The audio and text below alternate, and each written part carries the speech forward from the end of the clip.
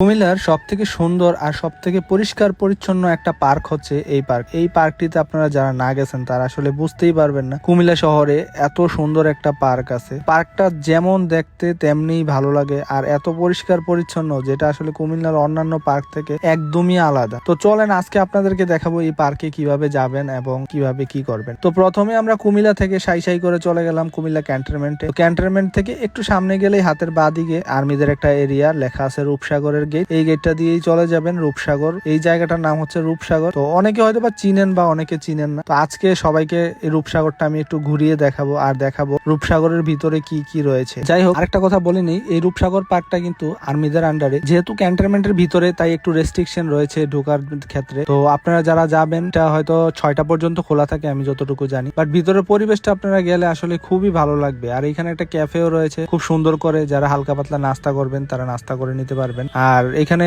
নৌকা রয়েছে, কিছু প্যাডেল বোর্ড, যেগুলো দিয়ে আপনারা আসলে একটু এই রূপসাগর যেটা আছে এটার মধ্যে একটু ঘুরতে পারবেন। তো এই জিনিসটাও আপনারা এনজয় করতে পারবেন এই জায়গাটার মধ্যে। আর সবচেয়ে বড় কথা হচ্ছে চারিদিকে এত সুন্দর পরিবেশ, সবুজ শ্যামল একটা পরিবেশ, সাজানো গুছানো, খুবই ভালো লাগে। আর হ্যাঁ, এটার মধ্যে ঢুকতে গেলে অবশ্যই টিকিট রয়েছে, সেই ক্ষেত্রে আপনারা জনপ্রতি 80 টাকা করে টিকিট। আর যদি আপনাদের ক্যান্টনমেন্ট বা আর্মি কেউ থাকে সেই ক্ষেত্রে আপনারা টিকিটটা 20 টাকার মধ্যে পেয়ে যাবেন। আর একটা জিনিস কি, এই রূপসাগরের চারিদিকে এত সুন্দর সুন্দর করে সিট বা বেঞ্চ দেওয়া আছে, যেগুলোতে বসে আপনারা পুরো রূপসাগরটা এনজয় করতে পারবেন। আর চারিদিকে তো খুব সুন্দর করে ফুল গাছ বা বিভিন্ন ধরনের পাতার গাছ এগুলার লাগানোই আছে। এই জিনিসগুলো দেখতে খুবই ভালো লাগে। আর সবচেয়ে বড় কথা হচ্ছে এটার সামনে যে একটা রেস্টুরেন্ট রয়েছে, সেই রেস্টুরেন্টও আপনারা খাওয়া দাওয়া করতে পারেন। যদিও আর্মিদের রেস্টুরেন্ট খাবার দাবারের একটু দাম বেশিই থাকে, বাট এই রেস্টুরেন্টটা দেখতে কিন্তু খুব সুন্দর। দূর থেকে দেখলে একটা বিশাল বড় জাহাজের মতো মনে হয় আর কি। তো এই জিনিসটা ভালোই লাগে। আর এখানে অনেক বড় একটা গ্যালারির মতো করে দেওয়া আছে, এখানে অনেকেই বসে সময় কাটায় বা আড্ডা দেয়। এই জায়গাটাও খুব ভালো লাগে। একটা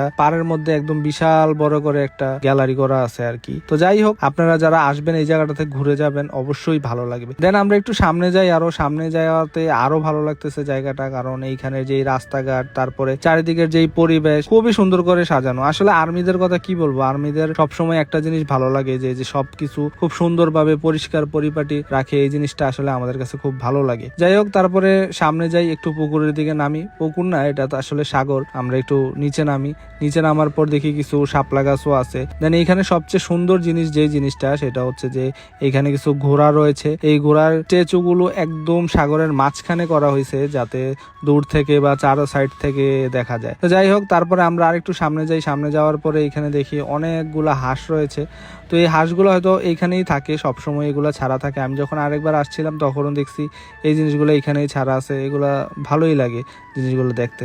তারপরে আমরা আরেকটু সামনে যাই। আরেকটু সামনে যাওয়ার পরে দেখি যে এখানে খুব সুন্দরভাবে সুন্দর সুন্দর ফুল গাছ লাগানো আছে। এই জিনিসগুলো দেখে খুব ভালোই লাগতেছে। আর এক সিরিয়ালে অনেক সুন্দর সুন্দর লাল হলুদ ফুল। এই জিনিসগুলো আসলে সব কিছু মিলিয়ে এই পরিবেশটা খুবই সুন্দর। কুমিল্লার মধ্যে আর অন্যান্য যেই পার্কগুলো আছে, এই যে পার্কগুলো থেকে অনেক ভালো লাগবে। আপনারা এই পার্কটাতে ঘুরে আসতে পারেন। আর যারা যারা এই ভিডিওটা দেখছেন অবশ্যই শেয়ার করে দিবেন, যাতে অন্যরাও দেখতে পারে। তো সবাই ভালো থাকবেন, সুস্থ থাকবেন। আল্লাহ হাফেজ।